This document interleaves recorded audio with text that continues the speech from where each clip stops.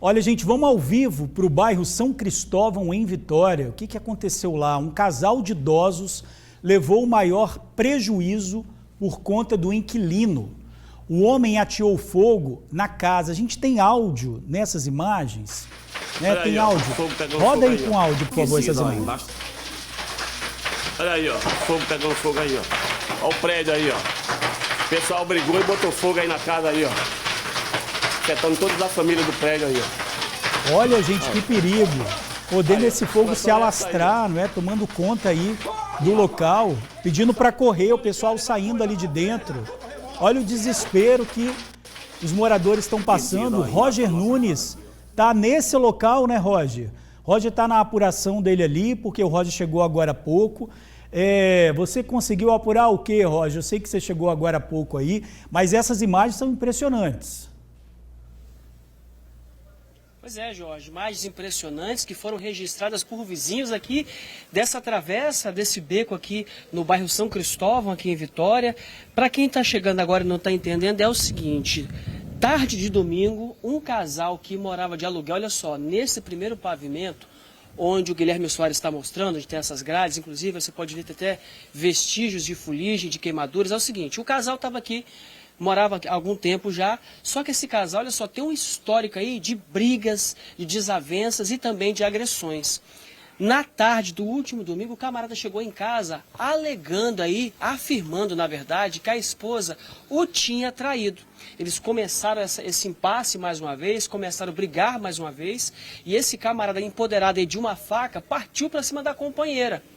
A vítima conseguiu se desvencilhar desse indivíduo e foi pedir socorro. Depois ela registrou até um boletim de ocorrência contra esse companheiro, relacionamento aí de 10 anos. Depois disso tudo aí, da situação um pouco mais controlada, o que o camarada fez? Voltou aqui para o local e olha só, como forma de vingança, por conta da companheira ter o denunciado, o que ele fez? Tacou fogo no imóvel. Foram essas imagens que vocês viram aí, como vocês podem perceber. Os proprietários da casa são dois idosos que alugam para poder complementar a renda. E aqui, olha só, vestígios, restos do que esse casal de idosos veio aqui hoje poder fazer uma limpeza. A vítima, a esposa desse indivíduo, desse criminoso, graças a Deus não ficou ferida, o indivíduo conseguiu fugir e deixou para trás esse prejuízo aqui para um casal de idosos que não tinha absolutamente nada a ver com a treta dos dois. O camarada enciumado, se encheu da razão, partiu para cima da companheira, relacionamento de 10 anos, como eu disse, tentou esfaquear a vítima e, inconformado por ela o ter denunciado, o que ele fez? Olha só, tacou fogo no imóvel. Acabei de ver, inclusive, para vocês terem ideia das chamas, da altura e do calor. Mostra aqui no chão, por gentileza, Guilherme, ó. No chão, na frente, Jorge, olha aqui, Jorge, o padrão de água do outro lado da rua. Só para você ter ideia do calor que estava aqui no local. Ô, Pode Roger, falar, Jorge. Eu estou vendo ali pelas imagens, isso foi logo cedo, não foi? Por volta de 5h30 às 6 horas da tarde. O que acontece? Primeiro teve a discussão, teve a briga, um pouco mais cedo. Um pouco mais cedo teve a discussão, teve a briga, como eu disse, o cara chegou em casa falando que a esposa o estava traindo, partiu para cima dela, fez aquele cambalacho todo e, como eu disse, já tinha aí um histórico de agressão, um histórico de violência entre esses dois. Isso foi pela parte da manhã, um pouco mais cedo.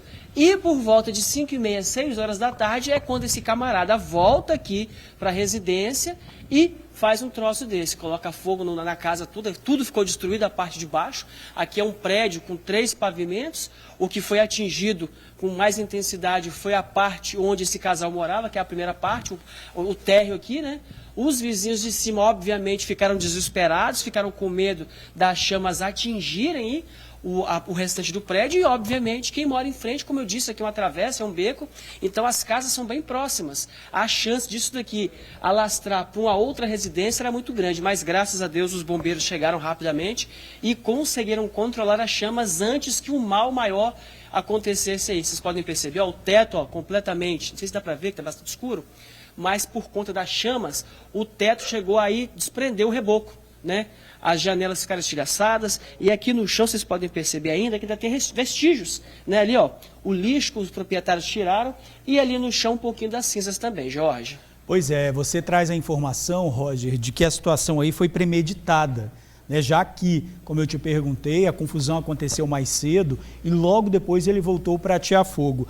Agora, Roger, essas imagens dessas pessoas correndo são os vizinhos? Você tem informação se houve algum pedido de socorro ali de dentro ou se são moradores também dessa casa, o pessoal que está correndo? Porque a gente ouviu ali, se puder colocar de novo, antes de você falar, o áudio, né, desse vídeo. Volta ali, Felipe, desde o início para a gente ouvir.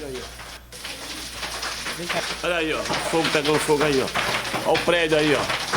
O pessoal brigou e botou fogo aí na casa aí, ó. Afetando toda a família do prédio aí, ó. Pois é, Aí, essa, ó, aí, ó, situação é nesse essa aí, momento, ó, que sai correndo, essas pessoas são os vizinhos ali da casa, Roger? Então, para te explicar, pedir, vou até me afastar do Guilherme. Fica aí, por gentileza, Guilherme, olha só. Ele vai abrir a imagem, ó. O prédio atingido é esse. Coisa de 1,5 m tem casa na frente, aqui também tem casa, então é tudo muito próximo. Então, as chamas, como estavam bastante fortes, bastante altas, o pessoal ficou desesperado. Então, são vizinhos que saíram correndo, pedindo socorro, para poder, inclusive, acionar os bombeiros. Como eu disse, aqui no chão, olha só, aqui está o prédio, ó, quase 3 metros. Olha aqui no chão, o padrão de água, como que ficou, completamente derretido. E aqui passa água, é frio, né? Só que ainda assim derreteu devido à intensidade das chamas. Então, ou seja, todas essas pessoas que estavam correndo, pedindo socorro, eram de fato os vizinhos, pois estavam também com medo das chamas a atingirem suas residências, pois são bem bastante próximas, né, Jorge? Agora, tem também o problema aqui da fiação, né? Se a gente olhar essas imagens, a gente vê que as chamas ali são muito perto do poste. Isso também poderia causar outra tragédia, né, Roger? Exatamente. Se vocês forem observar, boa observação inclusive, Jorge, não sei se o Guilherme vai conseguir mostrar a condição que está a lâmpada, o poste aqui que tem a lâmpada de iluminação aqui do beco.